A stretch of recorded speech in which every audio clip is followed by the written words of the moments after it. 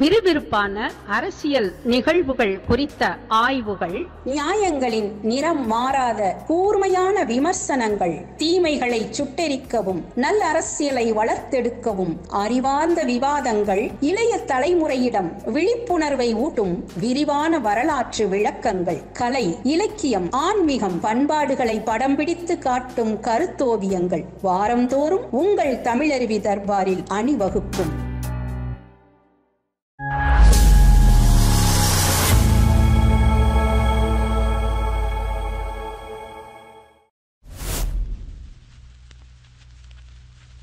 தமிழருவி தர்பார் நேயர்கள் அனைவருக்கும் வணக்கம். நான் நடந்து வந்த பாதை நிகழ்ச்சிக்காக ஐயா தமிழருவி மணியன் அவர்கள் நமது அரங்கத்திற்கு வந்திருக்கிறார்கள். ஐயா அவர்களை வணங்கி மகிழ்வோம். ஐயா வணக்கங்க. ஐயா வணக்கம். ஐயா, கடந்த நிகழ்வில் தங்களது தந்தையாரை பற்றி பல அரிய தகவல்களை தந்தீர்கள். ஒரு முனிவரை போல் வாழ்ந்த உங்கள் தந்தையை பற்றி நாங்கள் அறிந்து கொண்டோம். அதுபோன்று தங்கள் தாயாரை பற்றியும் மேலும் அறிந்து கொள்ள விரும்புகிறோம். ஐயா, இந்த நிகழ்வில் தங்கள் தாயாரை பற்றி விளக்கமாக சொல்லுங்கள். ஐயா, என்னுடைய தாயார் பெயர் பட்டம்மாள், ஏற்கனவே சொல்லியிருக்கிறேன். என்னுடைய தந்தையார் முருகேசன், என் தாயார் பட்டம்மாள். என்னுடைய தந்தை நாவலூரிலிருந்து பெரம்பூருக்கு வந்து ரயில்வேயில் பணியாற்றிய நிலையில் பெரம்பூரிலேயே பிறந்து வளர்ந்த என்னுடைய தாயார் பட்டம்மாளை திருமணம் செய்து கொண்டார். என்னுடைய தாய் பிறந்த அந்த வீட்டில்தான் சில காலம் அவர்கள் குடியிருந்தார்கள். அதற்கு பிறகு அவர்கள் சபாபதி முதலி தெருவில் தனி குடும்பம் நடத்த தொடங்கினார்கள். அங்கே முதலில் நான் பிறந்தது அந்த பேப்பர் மில் சாலையில் இருக்கிற வீட்டில்தான். அதற்கு பிறகு என் தாய் தந்தை மிக குழந்தையாக இருந்த நான் பிறகு சபாபதி முதலி தெருவில் குடியேறினோம். 6ஆம் வகுப்பு படிக்கிற வரையில் அங்கே தான் நான் சபாபதி முதலி தெருவில் இருந்தேன். ஏறக்குறைய என்னுடைய தாயும் தந்தையும் 15 ஆண்டுகள் அங்கே குடியிருந்தார்கள். இவற்றையெல்லாம் நான் ஏற்கனவே பதிவு செய்திருக்கிறேன். என் தாயை பற்றி சொல்வதென்றால் அன்பு, இரக்கம், கருணை இவற்றினுடைய வடிவமாக எங்கள் கண் முன்னாலே வலம் வந்த பெண்மணி. ஒரு குடும்பத்தை எப்படி ஒரு பெண்மணி தன்னுடைய தோளில் தாங்கி அதை பராமரிப்பார் என்பதற்கு என் தாய் மிகப்பெரிய உதாரணம். நான் முன்பே சொன்னது போல் என்னுடைய தந்தை ஒரு துறவி போன்று இருந்தவர். அவர் எந்த விதமான பொறுப்பையும் ஏற்று அதில் செயல்பட்டது கிடையாது. பணிக்கு சென்று திரும்புவதை தவிர வீடு சம்பந்தப்பட்ட அனைத்து விவகாரங்களையும் என்னுடைய தாயாரிடமே அவர் விட்டுவிட்டிருப்பார். குடும்பம் நடத்துவது, அவர் வாங்கி கொண்டு வருகிற சம்பளத்தில் அதற்கு ஏற்றாற்போல் குடும்ப செலவுகளை பார்த்து கொள்வது, பிள்ளைகளை பராமரிப்பது, பள்ளிக்கூடத்திற்கு அனுப்பி வைப்பது, இப்படி எல்லா பொறுப்புகளுமே என்னுடைய தாயாரின் தோள்களில் தான் விழுந்தது. 6 பேர் நாங்கள், 3 ஆண்கள் 3 பெண்கள். இந்த 6 பேரையுமே பெற்று வளர்த்து ஆளாக்குவதில் முழுமையான பங்களிப்பை தந்தவர் உங்களுடைய தாயார் தான். அவர் முன்னால் நீங்கள் நின்று கொஞ்சம் கண்ணீர் விட்டு உங்கள் சோகத்தை சொல்லிவிட்டால் இருப்பதையெல்லாம் கொடுத்து விடுவார். அப்படி ஒரு குணம் என்னுடைய தாய்க்கு. நான் சொல்கிறேன், ஏற்கனவே ஒரு முறை சொல்லி இருக்கிறேன். நான் இரவு நேரத்தில் நாங்கள் அப்பொழுது 8 மணிக்கே கண்ணுறங்கி விடுவோம். 8 மணிக்கு மேல் நாங்கள் விழித்திருந்து பார்த்ததே கிடையாது. சின்னஞ்சிறு குழந்தை பருவத்தில் 8 மணிக்கெல்லாம் விளக்கெல்லாம் அணைக்கப்பட்டும் நாங்கள் தூங்கிவிடுவோம். ஏனென்றால் என்னுடைய தந்தையார் காலை 5 மணிக்கே எழுந்து அவர் எல்லாம் கடனாற்றி விட்டு வேலைக்கு புறப்படுவார். ஆனால் 7 மணிக்கு எங்களுக்கு என்னுடைய அன்னையார் உணவு பரிமாறுவார். இப்பொழுது தான் நாம் காலையில் டிஃபன், சிற்றுண்டி, பகலில் உணவு, மாலையில் காஃபி, இரவு சிற்றுண்டி என்றெல்லாம் வகை வகையாக நாம் உண்கிறோம் அல்லவா? அப்படிலாம் ஒன்றும் கிடையாது. நான் பள்ளிக்கூடத்தில் படித்து முடிக்கிற வரையில் காலை உணவு என்பது பழைய சோறு தான். நாங்கள் அனைவருமே, என் தந்தை, தாய், பிள்ளைகள் அனைவருமே பழைய சோறு, அந்த நீராகாரம் என்று சொல்லுவோம். சோற்றில் இரவு தண்ணீரை ஊற்றி வைத்துவிட்டு காலையில் எழுந்து ஒவ்வொரு பாத்திரத்திலும் என்னுடைய தாயார் பிழிந்து பிழிந்து வைப்பார். அப்புறம் அந்த நீராகாரத்தோடும் சில நேரங்கள் சாப்பிடுவோம். சில நேரங்களில் அவர் குழம்பு வைப்பார். அந்த குழம்பை இந்த பழைய சோற்றில் கொஞ்சம் கலந்து சாப்பிடுவதில் கிடைத்த ருசியே ருசிதான், தேவாமிர்தம் தான்.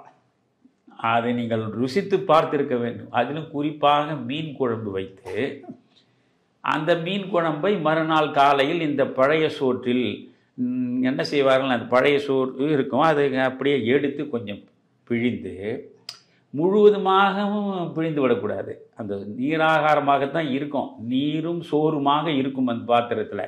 அதை அப்படியே எடுத்து கொஞ்சம் லேசாக பிழிந்து அதன் மீது கொஞ்சம் குழம்பை ஊற்றி அதை அப்படி சாப்பிடும் போது அவ்வளவு சுகமாக இருக்கும். ஆக நான் 11ஆம் வகுப்பு படிக்கிற வரையில் காலையில் காஃபி என்பதோ டீ என்பதோ எங்கள் வீட்டில் கிடையாது, அந்த வழக்கமே கிடையாது. மாலையில் காஃபி டீ என்பதெல்லாம் கிடையாது. அதனால்தான் இப்பொழுதும் என்னுடைய ஆரோக்கியம் பாதுகாக்கப்பட்டிருக்கிறது என்று நான் நினைக்கிறேன். பிறகு பழையது தான், காலையில் எழுந்தது எல்லாருக்கும் பழையது கொடுப்பார்கள். இரவும் உணவு தான், சிற்றுண்டியெல்லாம் கிடையாது.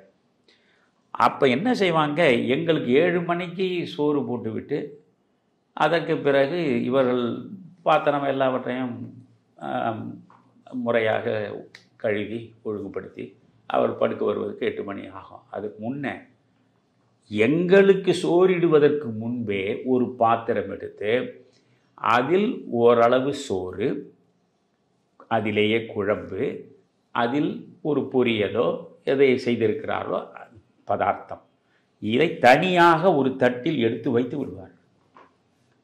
8 மணிக்கு மிகச்சரியாக இந்த சபாபதி முதலி தெருவில் வீடு வீடாக வந்து ஒரு குரல் ஒலிக்கும், அம்மா.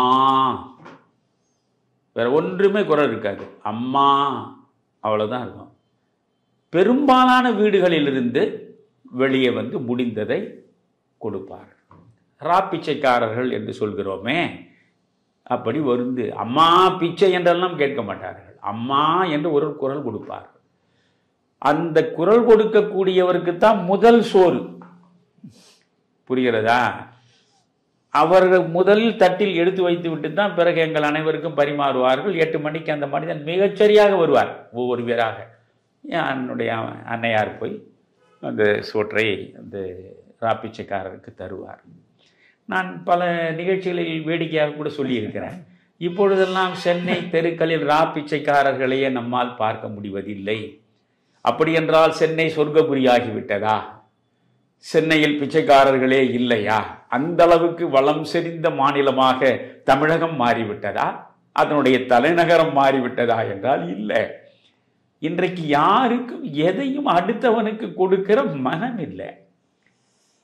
செய்து முடித்த சமையல் அதை உண்பது, எஞ்சி இருந்தால் அதற்காகத்தானே ஃப்ரிட்ஜ் வாங்கி வைத்திருக்கிறார்கள். எந்த வீட்டிலும் பாருங்கள், பெரும்பாலும் ஃப்ரிட்ஜ் இல்லாமல் ஒரு வீட்டை நீங்கள் பார்க்க முடியாது. ஓரளவு மிடில் கிளாஸ் என்ற லோயர் மிடில் கிளாஸ் என்று எடுத்துக்கொண்டால் கூட அவரிடம் ஒரு ஃப்ரிட்ஜ் இருக்கும். காரணம் என்ன? நாம் சாப்பிட்டதை மறந்து இன்னொருவனுக்கு கொடுத்துடக்கூடாது, எஞ்சியதை அதையே எடுத்து வைத்து மறுநாள் சாப்பிடலாம் என்று வாழ்க்கை முறை மாறிவிட்டது.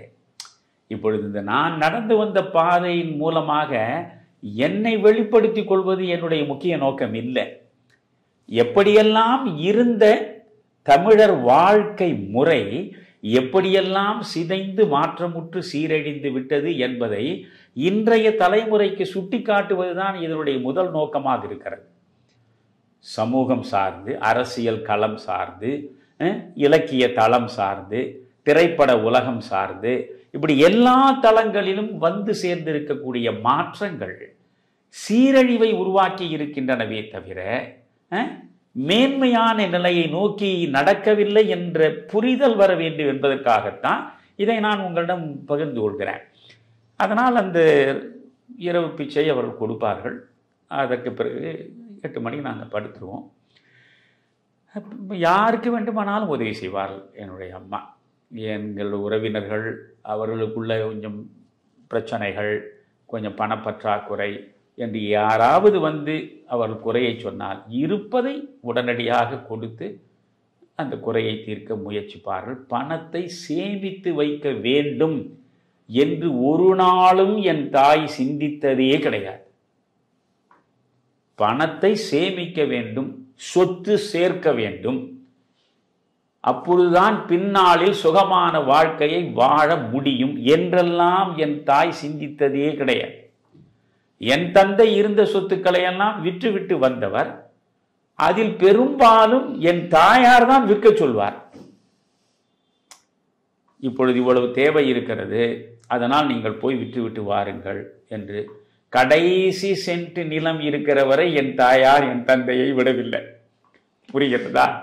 அதனால மொத்தமாக துடைத்து சுத்தமாக முடித்து விட்ட பிறகுதான் என்னுடைய அன்னையாருக்கு ஒரு நிறைவு என்று வைத்துக் கொள்ளுங்களேன். ஆக அது மாதிரி அவரை பொறுத்தவரையெல்லாம் அவருக்கு ஒரு கனவு. என்னுடைய தந்தையை பொறுத்தவரை நான் ஏற்கனவே சொன்னேன், நீ பெரிய படிப்பாளியாக வர வேண்டும், நீ டாக்டர் ஆக வேண்டும், என்ஜினியர் ஆக வேண்டும் என்பதெல்லாம் இல்லை. நீ ஒழுக்கம் உள்ளவனாக இருக்க வேண்டும், நீ நல்லவனாக இருக்க வேண்டும். முருகேசன் பெற்ற பிள்ளைகள் ஒழுக்கம் கெட்டவர்கள் என்று ஒருவனும் சொல்லி விடாத வாழ்க்கையை வாழ வேண்டும். எனக்கு அது போதும். நீ மளிகை கடை வைத்துக்கொள், நீ வேறு ஏதாவது சாதாரணமாக காய்கறி கூட போய் விட்டு வா, எனக்கு அது பற்றி பிரச்சனை இல்லை. நல்லவனாக இருக்கணும். அதோடு அவர் நின்று விடுவார். என்னுடைய அம்மாவுக்கு பெரிய கனவு, ஏன்னா நான் நன்றாக படிப்பேன். நான் எனக்கு 6 பேர்லையுமே நன்றாக நான் படிப்பேன். மற்றவர்களும் படிப்பார்கள், ஆனால் அதன் மீது அதிகமான நாட்டமும் ஆர்வமும் எனக்கு கூடுதலாக இருந்தது. ஆனால் நான் ஏற்கனவே சொல்லியிருக்கிறேன், நான் படம் பார்க்க தொடங்கியதே என்னுடைய தாயாரோடு தான். நீங்கள் முதலில் நான் பார்த்ததே பாகப்பிரிவினை தான். என் தாயார் அழைத்து கொண்டு போனார். அது பாகப்பிரிவினை, அப்புறம் பாலும் பழம், பாசமலர், பாவ மன்னிப்பு, 4 படங்களும் என் அன்னையாரை அழைத்து கொண்டு போய் தான் எனக்கு காட்டி நான் பார்த்திருக்கிறேன். அதில் இந்த பாலும் பழத்தை பார்ப்பதற்கு என்னை அழைத்து கொண்டு போனார். படம் நடக்கிறது, நான் அம்மாவின் பக்கத்தில் உட்கார்ந்து கொண்டிருக்கிறேன். அதில் முதல் காட்சி, இவையெல்லாம் மறக்கவே முடியாதவை. நான் இறக்கும் இறுதி தருணம் வரையில் மறக்கவே முடியாத சில சுவையான சம்பவங்கள்.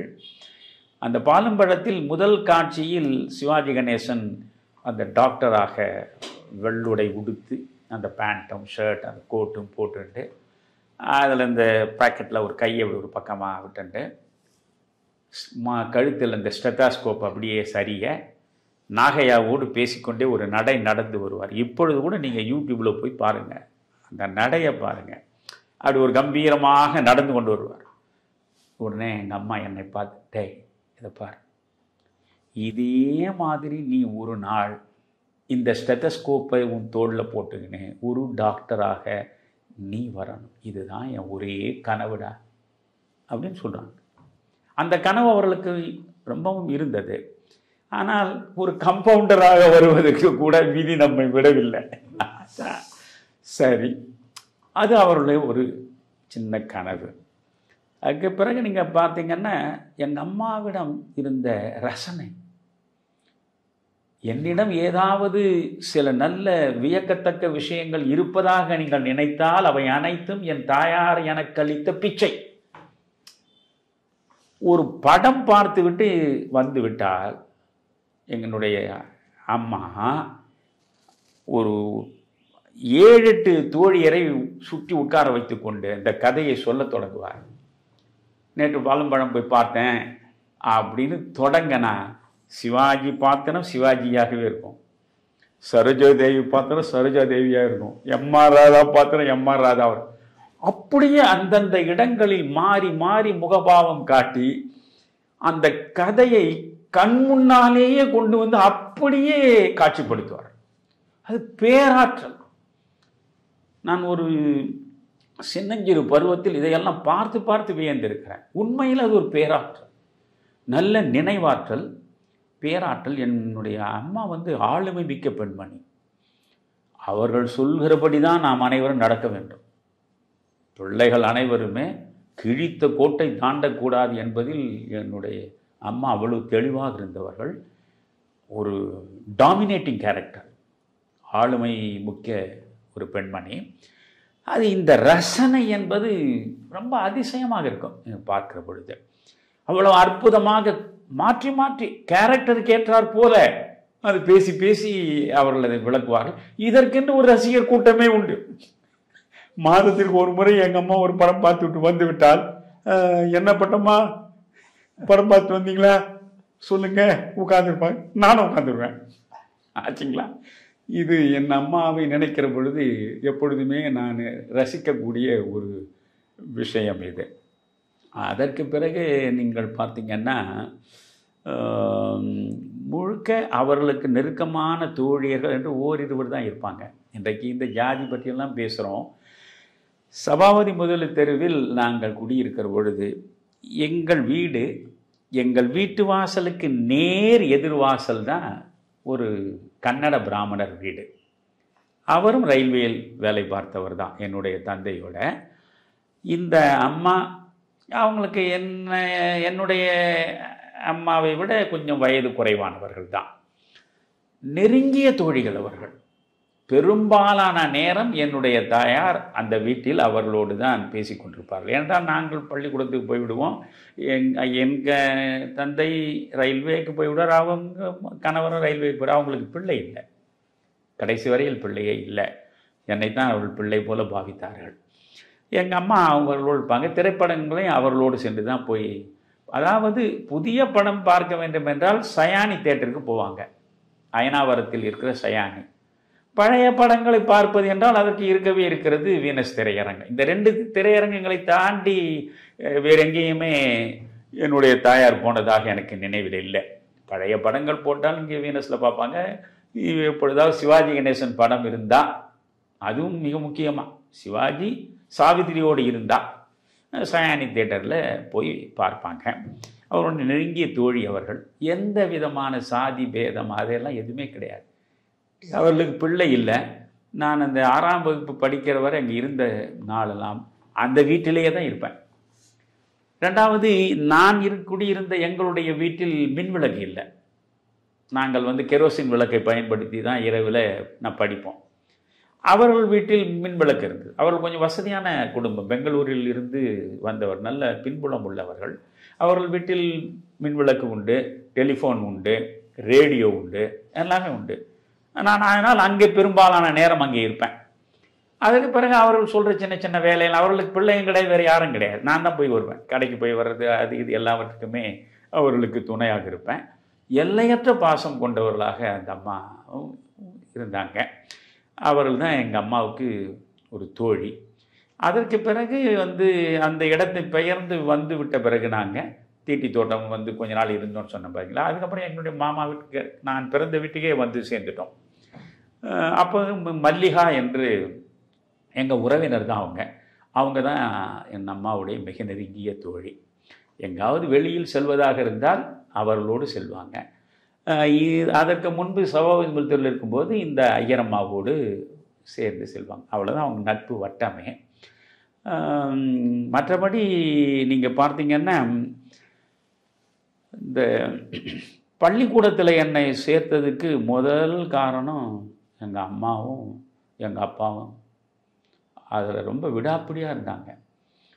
திண்ணை பள்ளிக்கூடத்தில். ஆமாங்க ஐயா, உங்கள் திண்ணை பள்ளிக்கூட அனுபவங்களையும் கொஞ்சம் சொல்லுங்க. என்னென்னா இப்பொழுது நினச்சி பார்க்குறேன், எந்த அளவுக்கு நம்முடைய பெற்றோர் ஒரு அவர்களுக்கு ஒன்று சரியான முடிவெடுக்க தெரியவில்லையா, அல்லது தெரிந்துதான் இந்த முடிவை எடுத்தார்களா, இன்று வரை எனக்கு புரியவில்லை. ஏனென்றால் என்னுடைய தந்தை ரயில்வேயில் பணியாற்றினார். பெரம்பூர் தொடங்குகிற இடத்துலையும் பெரிய மாதா கோயில் இருக்கிறது, நம்ம அதை கூட காட்டினோம். இந்த மாதா கோயிலுக்கு ஒட்டிய தெரு தான் ரயில்வே தெரு. அது அந்த தெருவில் மிகப்பெரிய ரயில்வே கான்வென்ட் இருந்தது. ஆங்கில வழி பள்ளி ரயில்வே கான்வென்ட் இருந்தது. அதில் 6 ரூபாய் மாதம் நாம் கட்டணம். அதை கூட நாம் கட்ட வேண்டியதில்லை. ரயில்வேயில் பணியாற்றினால் அந்த சம்பளத்தை அவன் பிடித்தம் செஞ்சிருவான்.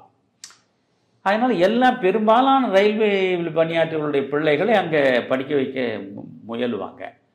ஆனால் என்னுடைய தந்தையும் என்னுடைய தாயாரும் எத்தனை ரயில்வே பள்ளிக்கூடம் கான்வென்ட் இருக்கு, இன்னும் 2-3 நல்ல பள்ளிக்கூடங்கள்லாம் இருக்குது, எங்கேயும் சேர்க்கலை.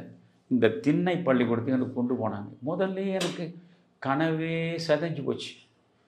அது என்னடானா வேற ஒன்றும் இல்லை, ஒரே காரணம், ஒழுக்கம் சார்ந்த கல்வியை அந்த குருசாமி என்கிற ஆசிரியர் கொடுத்து மிகப்பெரிய புகழை பெற்றிருந்தார். அந்த சுற்று வட்டாரத்திலேயே குருசாமி பள்ளிக்கூடத்தில் படிக்கிற பிள்ளையா நீ கேட்கிற பொழுதே அதில் ஒரு மகிழ்ச்சி இருக்கும் அவர்களுக்கு. ஏனென்றால் அவ்வளவு தரமான கல்வியை தருவார், தரமான பிள்ளைகளுக்கு மட்டும்தான் அவர் அட்மிஷன் தருவார், எல்லாரும் கொடுக்க மாட்டார். அது திண்ண. இப்பொழுது நீங்கள் போய் பார்க்கலாம்னு சொன்னீங்க, அது பெரம்பூர் செம்பியம் மார்க்கெட்டு வழியாக உள்ளே செல்லணும். ரொம்ப நெரிசலான பகுதி அது. அந்த பகுதிக்குள்ளே தான் போகணும். போனால் ஒரு வீடு, அந்த வீட்டில் தெருவை ஒட்டினாற்போல் ஒரு மிகப்பெரிய திண்ணை. அந்த திண்ணையை கொஞ்சம் அடைச்சிருப்பாங்க. திண்ணைக்கு உள்ளே ஒரு பெரிய ஹால், அவ்வளவுதான். இதில் 5ஆம் வகுப்பு வரை பள்ளிக்கூடம். முதல் வகுப்புக்கு 10 பேர், 2ஆம் வகுப்பு 10 பேர், 3ஆம் வகுப்பு 10 பேருக்கு மேல் சேர்க்க மாட்டார். நீங்கள் தலைகீழ் நின்றாலும் 11ஆவது பிள்ளைக்கு அனுமதி கிடையாது. 10 பிள்ளைகளை தான். ஏனென்றால் சுற்றி அந்த 10 பிள்ளைகளை உட்கார வைத்து கொண்டு, இப்பொழுது நாம் பெருமையாக பேசுகிறோம், ஐரோப்பிய நாடுகளில் அமெரிக்காவிலெல்லாம் ஒரு வகுப்பறையில் 10லிருந்து 15 பிள்ளைகள் தான் இருப்பார்கள். அப்பொழுதுதான் ஆசிரியர் தனி கவனத்தை ஒவ்வொருவர் மீதும் செலுத்தி கற்பித்தலை நடத்த முடியும்னு சொல்கிறோமே. அதை திண்ணை பள்ளிக்கூடத்தில் நான் 70 வருஷங்களுக்கு முன்னே பார்த்துருக்கேன். புரியுதுங்களா? இப்போ எனக்கு 76 வயது முடிந்ததுன்னா என்னை 4 வயதில் கொண்டு போய் சேர்த்துட்டாங்க. 4 வயதுலேயே கொண்டு போய் சேர்த்துட்டாங்க. அதுக்கு 5 வயது இருந்தால்தான் சேர்ப்பார். 5 வயது இருந்தால் உள்ளே வரலாம். 4, 4.5, 3, 3.5 சொன்னால் சேர்க்க மாட்டார். அதனால் எங்கள் அம்மா அவருக்கு உடன் பிறந்த மனிதர் ஏழுமலைன்னு, அவர் தான் எனக்கு வில்லனா வந்தவர். அவர் தான் எனக்கு நிறைய நல்லதை செய்தார். நான் ஒரு ஆசிரியராக பணியில் போய் அமருகிற வரை என் செலவுகளை ஏற்றி என்னை பராமரித்த மனிதர் அவர் தான். ஆனால் அவரை அறியாமல் அவர் தான் எனக்கு வில்லனாக வாய்த்தார். அவர் எங்கள் அப்பா எதுலேயுமே நாட்டம் கொள்ள மாட்டார். சின்ன பிள்ளைய கொண்டு போய் சேர்க்கணுன்னா அதுக்கு ஒரு அரை நாள் லீவு போட முடியாதுன்னுவார். அது நான் எப்படி அரை நாள் லீவ் போட முடியும், நீ போய் சேர்த்து விடுன்னுவார். எங்கள் அம்மா கை நாட்டு, அவர்கள் ஆ இ கூட எழுத தெரியாது. அவர்கள் உன்னை இவரை கூப்பிட்டு நீ போய் பிள்ளைய சேர்த்துருப்பா, திண்ணை பள்ளிக்கூடத்தில் குருசாமி பள்ளிக்கூடத்தில் தான் படிக்கணும். இவர் என்ன அழைச்சின்னு போனார். அவர் என்ன பிள்ளைக்கு வயசுன்னு கேட்டார். இவருக்கு 5 வயசு இருக்கணுமே. உடனே என்ன பண்ணார், 6/10/1947 அவர் என்ன தோணுச்சோ தோணுன்னு சொன்னார். என் தலை விதியே அதனால் எழுதப்பட்டு விட்டது. உண்மையாக நான் பிறந்த நாள் 20/12/1948. அப்படி என்றால் எனக்கு 5 வயது ஆகலை. அவர் திண்ணை பள்ளிக்கூடத்தை சேர்க்க மாட்டார். இவர் பார்த்தார், வயசை சொல்லுங்க அப்படின்ன உடனே 1 வருஷத்தை பின்னால தள்ளினார். அவருக்கு தோணின நாள், மாதம், ஆண்டு சொல்லிட்டார். 6/10/1947. இன்று வரை நான் ஒழுங்காக பணியில் தொடர்ந்து கடைசி வரை இருந்திருந்தேன்னா 1 ஆண்டுக்கு முன்னாலேயே வெளியே வந்திருப்பேன். அது எவ்வளோ பெரிய நட்டத்தை உருவாக்கி இருக்கும். நான் தான் முதலே வரைய விட்டேனே, அது ஒரு பிரச்சனை இல்லை. ஆக என்னை கொண்டு போய் சேர்த்துட்டாரு. அவர் குமரையா, அந்த பாடமுறை ஏன் முதலில் அந்த திண்ணை பள்ளிக்கூடத்தில் என்ன சேர்த்தாங்க? ரயில்வே கான்வென்ட்டில் எங்கள் அப்பா சேர்க்க விரும்பலை. அதுக்கு காரணம் எனக்கு தெரியலை, வேண்டாம்னு அவர் நினச்சிட்டாரு. மற்ற பள்ளிக்கூடத்தில் அரசு பள்ளிக்கூடம் இருக்காங்க, நடுநிலை பள்ளிக்கூடம் இருக்குது, உயர்நிலை பள்ளிக்கூடம் இருக்குது, சேர்க்கலை. இங்கே ஏன் சேர்த்தாங்கன்னா, அப்பொழுது அரசு பள்ளிக்கூடத்தில் 6ஆம் வகுப்பில் இருந்து தான் ஆங்கிலம் கற்றுக் கொடுக்கப்படும். புரியுதுங்களா?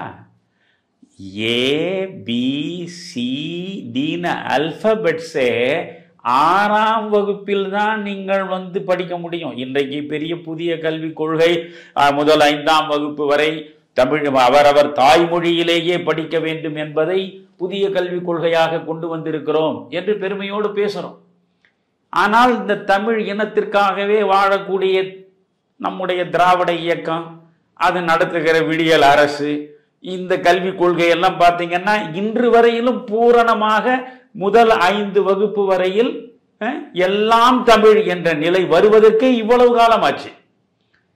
1967 ஆட்சிக்கு வந்தவர்கள் எல்லாம் தமிழ், எங்கும் தமிழ், எதிலும் தமிழ் என்று சொன்னவர்கள் காலத்துல முதல் வகுப்புல இருந்து 5ஆம் வகுப்பு வரை தமிழ் மட்டும்தான், தமிழ் வழி கல்விதான் என்பதை கடைசி கொண்டு வர முடியல.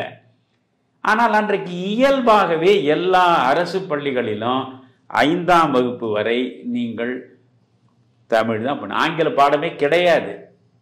தமிழ், பிறகு இந்த சமூக சோசியல் ஸ்டடிஸ் சொல்ற சமூகவியல், அறிவியல், அதெல்லாம் சின்ன சின்னதாக இருக்கும், அவ்வளவுதான். ஆனால் இவர் முதல் வகுப்பில் போய் சேர்ந்த உடனே அவர் தொடங்கிடுவார். ஆரம்பிச்சது எப்படி 247 தமிழ் எழுத்துக்களை உங்களுக்கு கொண்டு சேர்க்கிறாரோ அப்பொழுதே உடன் நிகழ்வாக 26 அல்பபெட்ஸையும் அவர் உங்களுக்கு அறிமுகப்படுத்தி விடுவார். சின்ன சின்ன வார்த்தைகளாக ஆங்கிலத்தில் படிப்பதற்கு உங்களை அவர் தயார்படுத்தி விடுவார். அதற்கு அடுத்து முக்கியமான பண்பு நலன் என்னன்னா, ஔவையாருடைய ஆத்திசூடியை அவசியம் படிக்கணும். நீங்க ஆத்திச்சூடி, கொன்றைவேந்தன், வெற்றி வேர்க்கை, உலக நீதி, இந்த 4மே எல்லா பிள்ளைகளும் 5ஆம் வகுப்புக்குள்ள மொத்தமா படிச்சு முடிக்கணும். இடையிடையில கேட்பார், புரியுதுங்களா? அதனால அந்த சின்னஞ்சிறு வயதிலேயே தாயிற் சிறந்ததொரு கோவிலும் இல்லை, தந்தை சொல் மிக்க மந்திரம் இல்லை, கோயில் இல்லா ஊரில் குடியிருக்க வேண்டாம், இப்படி சின்ன சின்ன ஒற்றை வரியில் ஒரு வாழ்வியலையே அற்புதமாக கொண்டு சேர்த்தது தானே அந்த நீதி நூல்கள்.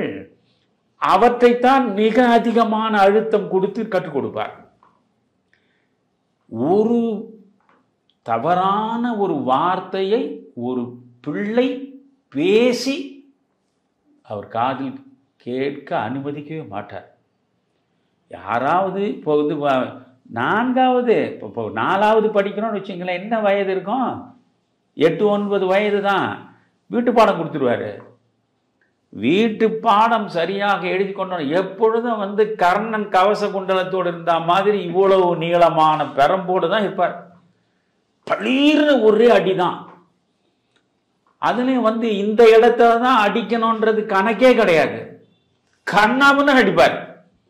அப்படி மின்னல் தெரிகிற மாதிரி அடிப்பார். அவரால் நல்லா நம்ம நடத்துறோம், தனியா கவனம் செலுத்தி சொல்றோம், வீட்டில் போய் எழுதிக்கின்னு வான்னு சொன்ன பிறகும் இதை ஒழுங்கா எழுதின்னு வரலன்னா இதை விட உனக்கு என்னடா வேற வேலை? இவர் அடித்துத்தான் பாடம் நடத்துவார் என்பது அங்கே உள்ள வட்டாரம் முழுவதும் பிரசித்தம். அதனால கொண்டு சேர்க்க நான் என் காதால கேட்டிருக்கேன்.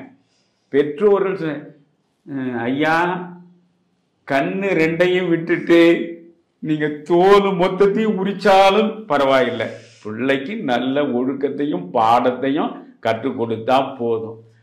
எப்படி இருந்த சமூகம் இன்றைக்கு எப்படி போயிருக்கு? இன்னைக்கு ஒரு ஆசிரியர் லேசா கன்னத்துல ஒரு அறைய முடியுமா என்ன? இன்னைக்கு பையன் ஆசிரியர் கன்னத்துல அறையிறான் இல்லையா? ஆசிரியர்கள் பொதுவாகவே இன்றைய சூழலில் மாணவர்களை பார்த்து அஞ்சி நடுங்குகிறார்கள். அதிலும் குறிப்பாக கல்லூரிகளில் பேராசிரியர்கள் மாணவர்களை பார்த்து அச்சமுற்று நடுங்குவதை நான் தருமபுரி கல்லூரியில் நேரடியாக பார்த்தேன். இப்படி காலம் மொத்தமாக புரண்டு விட்டது. பெற்றோருக்கு என்ன? ஒழுக்கமாக இருக்க வேண்டும், படிக்க வேண்டும், நல்லறிவும் நல்ஒழுக்கமும் உள்ளவர்களாக பிள்ளைகள் உருப்பெற வேண்டும் என்ற ஒரே நோக்கத்திற்காக அந்த திண்ணை பள்ளிக்கூடத்தில் பெற்றோர்கள் கொண்டு வந்து சேர்த்தார்கள். சாதாரணமான பிள்ளைகள் மட்டும் அங்கே படித்தா நினைக்காதீங்க. என்னோட படித்த ஒரு மாணவன் இன்றைக்கு இருக்கானா இல்லையா ஒன்றும் தெரியாது. பாஸ்கர்னு அவனுக்கு பேர். மிகப்பெரிய பணக்கார வீட்டு பிள்ளை அவன். அந்த பெரம்பூர்லேயே மிக புகழ்பெற்ற பேக்கரி அவங்களுடையது. அவ்வளோ புகழ்பெற்ற பேக்கரி, அவ்வளோ பெரிய மாடி வீடு, அவ்வளோ வசதிகள், கார், அந்த காலத்தில் கார் வச்சுருந்தாங்க. அவன் பிள்ளையும் இங்கே தான் படித்தான், என் கூட தான் படித்தான். அந்த பாஸ்கர் என்பவன் என்னோட தான் தென்னை பள்ளிக்கூடத்தை படித்தான், என்னோட தான் ஆர்பிசிசி பள்ளிக்கூடத்துலேயும் படித்தான். ஆக பணக்காரர்கள் கூட கொண்டு வந்து சேர்த்து படிக்க வைக்கிற பள்ளியாக அது இருந்தது. அந்த பள்ளியில் நான் படித்த 5 ஆண்டுகள் யோசிச்சு பாருங்கள். எனக்கு 4 வயது முதலில் போய் சேர்ந்து 9 வயதில் எனக்கு அந்த திண்ணை பள்ளிக்கூடத்துடைய தொடர்பு முடிகிறது. இன்றைக்கு 76 வயது முடிந்த நிலையிலும் ஒவ்வொரு காட்சியாக என்னால் விவரிக்க முடியும் அந்த பள்ளியின் சூழலை. ஆனால் அவ்வளோ விரிவாக சொல்ல வேண்டிய அவசியம் இல்லை. இதில் மிக முக்கியமாக நான் சொல்ல விரும்புவது என்னென்னா, காலம் எவ்வளவு கொடுமையானது, கால ஓட்டத்தில் எவ்வளவு மாற்றங்கள் நிகழ்ந்த வண்ணம் இருக்கின்றன என்பதற்கு நம் வாழ்விலேயே ஏராளமான அனுபவங்களை நாம் பெறுகிறோம். ஒரு 25 ஆண்டுகள் ஆகிடுது, 1/4 நூற்றாண்டு முடிந்துடுது. எனக்கே ஒரு 35 வயது இருக்கும். 35 வயது வரை தான் நான் பெரம்பூரில் இருந்தேன். அதற்கு பிறகு நான் மயிலாப்பூருக்கு வந்துட்டேன். அப்பொழுது ஒரு 30லிருந்து 35 வயதுக்குள்ளே இருக்குன்னு வச்சுங்களேன். ஒவ்வொரு நாளும் மாலையில் என் வீட்டுக்கு 3வது இடத்தில் கட்டடத்தில் பக்கத்தில் இருப்பது அந்த பூங்கா, மாநகராட்சி பூங்கா. அந்த பூங்காவுக்கு 6 மணிக்கு போயிடுவேன். நானும் என்னுடைய நண்பன் பாலாஜி. அற்புதத்திலும் அற்புதமான ஒரு பிராமண குலத்து பிள்ளை அவன். நான் என் அனுபவத்தில் சொல்கிறேன், இந்த பிராமணர்கள் என்றால் மேலாதிக்க சிந்தனை உள்ளவர்கள், அவர்கள் மேட்டிமையானவர்கள், ஆதிக்க மனோபாவம் உள்ளவர்கள் என்றெல்லாம் சொல்கிறேன். ஒரு 100 ஆண்டுகளுக்கு முன்பு அப்படி இருந்திருக்கலாம், அது நமக்கு தெரியாது. ஆனால் எனக்கு மிக நெருங்கிய உயிர் நண்பர்கள் பிராமணர்கள் தான். இந்த பாலாஜி ஒரு பிராமணன், ராமநாதன் கல்லூரி வரைக்கும் என் கூடவே படித்தான். 69ல் நாங்கள் எங்களுடைய இளங்கலை பட்டத்தை முடித்தோம். இன்றைக்கு 2025 நடக்குது. யோசிச்சு பாருங்க, 56 ஆண்டுகள் இடையில ஆகிறது. 56 ஆண்டுகள் என் நண்பனாக இன்றும் அவன் இருக்கான். என்னை தேடி வருவான், என்னோட பேசுவான், நான் அவனோட போவேன். அந்த பிராமணியம்னு வர தனியாக ஒரு வார்த்தை நம்ம திராவிடைய கண்டுபிடிச்சு சொல்லுவாங்க. நாங்கள் பிராமணர்களை வெறுக்கவில்லை, பிராமணியத்தை வெறுக்கிறோம். என்னடா பிராமணியம்? அதாவது பிராமணர்களுக்கென்றே இருக்கின்ற அந்த ஆதிக்க மனோபாவம், சூழ்ச்சி மனோபாவம், அடுத்தவனை கெடுக்கும் மனோபாவம், ஓசையின்றி ஒருவனை ஒழிக்கும் மனோபாவம், வர்ணாசிரம தர்மத்தை பாதுகாக்கும் மனோபாவம், இதெல்லாம் தான் பிராமணியம். இந்த நீயத்தை நான் எந்த பிராமண நாட்டையும் நான் பார்க்கல. என் கூட பழகின பிராமணரில் அவன் பெயர் கிருஷ்ணன். ஆனால் அவன் வீட்டில் பாலாஜின்னு தான் கூப்பிடுவாங்க. இப்போ தான் ஒரு 6 மாதத்துக்கு முன்பு தான் அவன் கண்மூடிட்டான். ஒரு சனம் எனக்கு மிக உருக்கமான நிகழ்ச்சி. என் உயிருக்கு உயிரான நண்பர்கள் 2 பேர் ஒரு கணத்தில் பறந்துட்டானுங்க, ஹார்ட் அட்டாக். உட்காந்து விழுந்தா போயிடும். அதில் என்ன அதிசயம்னா நினைக்கும் போதே சிலுக்குது எனக்கு. சில மரணம் முதலிலேயே தெரிஞ்சிடும்னு நினைக்கிறேன் நான். இவன் நாளைக்கு இறக்க போகிறான். என் நண்பன் பாலாஜி நாளைக்கு இறக்க போகிறான். இன்றைக்கு என்னோட தொலைபேசியில் தொடர்பு கொண்டு பேசுகிறான். அவன் பழைய கதையெல்லாம் பேசுகிறான். ரொம்ப நேரம் என்னென்ன பேசினான். இன்னொரு நண்பன் சீதாராமன், இவர் நாங்கள் 3 பேர் தான் எப்பொழுதும் ஒரே இடத்துல பிறந்து வளர்ந்து வாழ்ந்தவர்கள். அவனுக்கு தொலைபேசி தொடர்பு கொண்டு அவனோட பேசியிருக்கான். பிறகு இந்த ராமநாதனோட பேசியிருக்கான். ஒவ்வொருவனிடமும் நெருக்கமாக பேசினான். மறுநாள் இறந்துட்டான்னு அவங்க வீட்டிலேருந்து செய்தி வரும்போது எனக்கு ஒன்றுமே புரியல. நேற்று வீற்றிருந்தாள் அன்னை, வீதிதனில் இருந்தாள், நேற்றிருந்தாள், இன்று வெந்து நீரானாள் அப்படின்னு பட்டினத்தார் பாடுறார.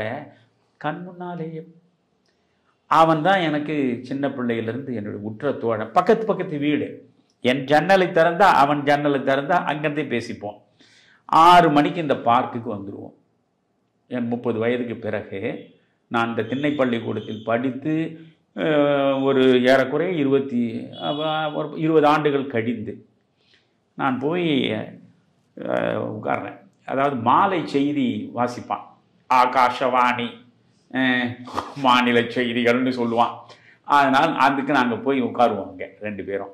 அது முடிஞ்ச பிறகு ஒரு 3 திரைப்பட பாடல்கள் போடுவான். அதில் ஒரு கவர்ச்சி எங்களுக்கு. அதனால் போய் அங்கே உட்காந்து இந்த செய்தியை கேட்டுட்டு 3 பாடல் கேட்டுட்டு பிறகு வீட்டுக்கு திரும்புவோம். போய் நான் உட்கார்றேன். ஒரு தூரத்தில் ஒரு நாற்காலியில் ஒருவர் உட்கார்ந்து கொண்டிருக்கிறார். அவர் ஏற்கனவே கண்ணாடி அணிந்தவர். நான் சின்ன பின்ன படிக்கும்போது அவர் கண்ணாடி அணிந்தவராக இருந்தார். உட்கார்ந்து இருக்கார். அவர் பக்கத்தில் ஒரு உதவியாளர் மாதிரி ஒரு இருக்கார். இவர் கைத்தடியை வைத்து கொண்டிருக்கிறார். பார்வை இல்லை. அவரை பார்க்கிறேன். ஆஹா, நமக்கு திண்ணை பள்ளிக்கூடத்தில் 5 ஆண்டு காலம் நல்லறிவையும் நல் ஒழுக்கத்தையும் கொடுத்த மனிதனாயிற்றே, அவர் தான் இவர் போல இருக்கேன்னு எனக்கு ஒரு ஐயம் வந்தது. மெல்ல அவர் அருகில் போய் நின்று, ஐயா மன்னிக்கணும் ஐயா, ஐயா பேர் குருசாமி தானேன்னு. கண் தெரியல, அவருக்கு முழுமையாக கண் தெரியல. ஆமாம், யார் நீங்கள் அண்ணா? அப்படியே நெகிழ்ந்துட்டேன். ஐயா, உங்களிடம்தான் நான் படித்தேன். இந்த திண்ணை பள்ளிக்கூடத்தில் 4ஆம் வயசில் உள்ளே வந்தேன். 4 வயசில் நீங்கள் வந்திருக்க முடியாது தம்பி. அப்போ சொல்கிற 4 வயசில் நீங்கள் வந்திருக்க கூடாது. 5 வயசுக்கு முன்னே நான் யாரையும் சேர்த்தது இல்லையே. ஆமையா, நான் தெரியாமல் சொன்னேன். 5 வயதில் தான் வந்தேன். 5ஆம் வகுப்பு வரை உங்கள்ட்ட தான் படித்தேன்யா.